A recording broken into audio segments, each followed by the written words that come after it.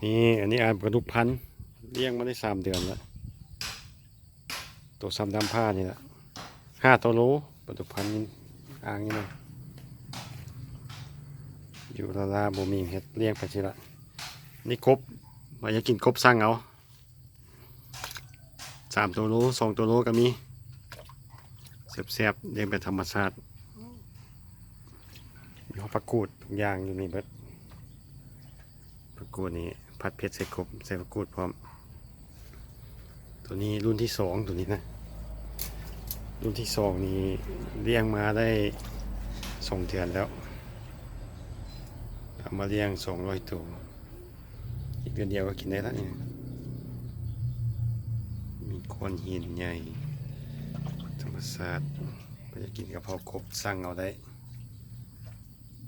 พัดอยู่พี่อยากกินอะไรไทยรูปทรงลงให้ไปยายน้ำเมารถ